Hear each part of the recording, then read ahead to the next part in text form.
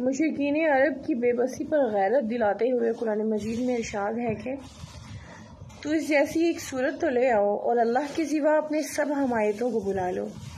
قرآن مجید کی فصاحت و بلاغت کے مقابلے اپنے کلام کو بے وقت اور بے نمک محسوس کر کے مشرکین عرب اتنے مایوس و مجبور ہو گئے کہ انہوں نے اخلاق کو بالائے طاق رکھ کر وحشیانہ اطوار اپنائے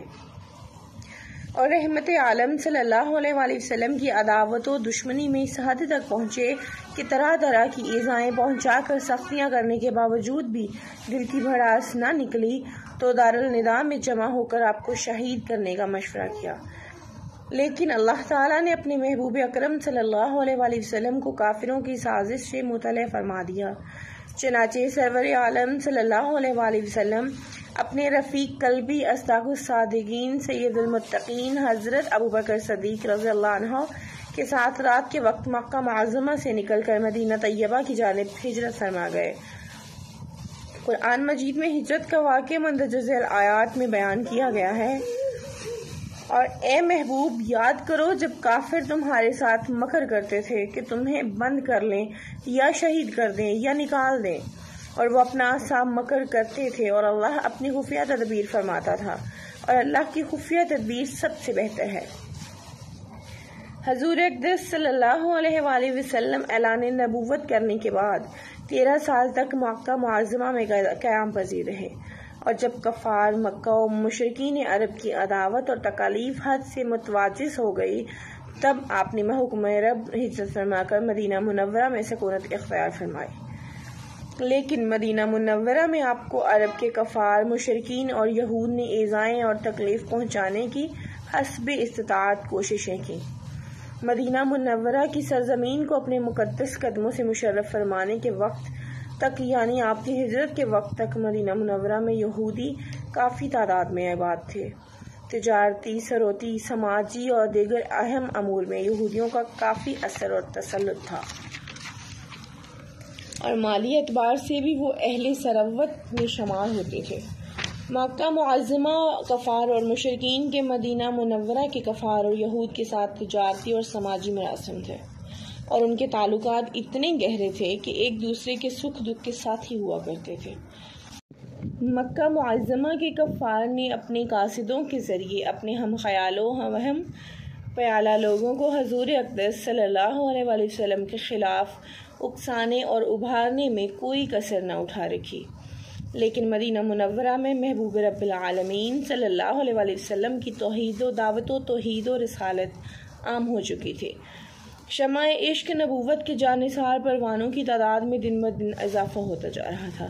علاوہ ازیں حضور اقدس صلی اللہ علیہ وآلہ وسلم کے شیدائی اور فدائی یکے بعد دیگرے مکہ معظمہ سے ہجرت کر کے مدینہ منورہ آتے ہی جاتے تھے، اور مدینہ منورہ مرکز اسلام کی حیثیت سے قومی اور مستحق ہوتا جا رہا تھا۔ ملک عرب کے رؤسا اور قوم یہود کے علماء میں اہمیت رکھنے والے ذی اثر اور شجاع لوگ اسلام میں داخل ہو کر اسلام کی طاقت بڑھا رہے تھے، اور اسلام عروج اور ترقی پر آ رہا تھا۔ مکہ کے مشرکین خصوصاً ابو جہل، ابو لہب، امیہ بن خلف، عتبہ بن ربیعہ، حارث بن عامر، ابو سفیان، جو اس وقت تک اسلام نہ لائے تھے وغیرہ نے مدینہ کے مسلمانوں پر طرح طرح کے ظلم و ستم ڈھائے،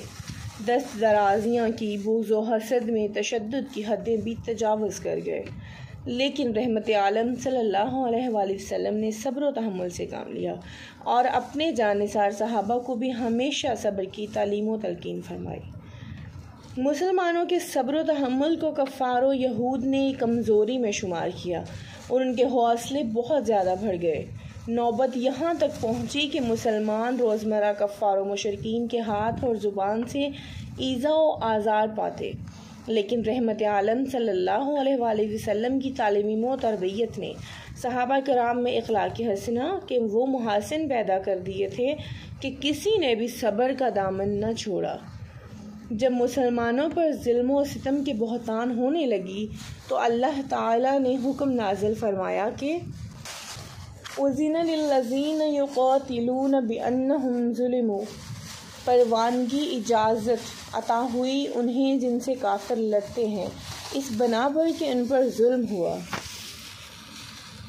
تفسیر میں اس آیت کی شان نزول میں وارد ہے کہ کفار مکہ اصحاب رسول صلی اللہ علیہ وسلم کو روزمرہ ہاتھ اور زبان سے شدید ایذائیں دیتے اور آزار پہنچاتے رہتے تھے، اور صحابہ حضور کے پاس اس حال میں پہنچتے تھے کہ کسی کا سر پھٹا ہے، کسی کا ہاتھ ٹوٹا ہے، کسی کا پاؤں بندھا ہوا ہے۔ روزمرہ اس قسم کی شکایتیں بارگاہ اقدس میں پہنچتی تھیں، اور اصحاب کرام کے کفار کے مظالم کے حضور کے دربار میں فریادیں کرتے۔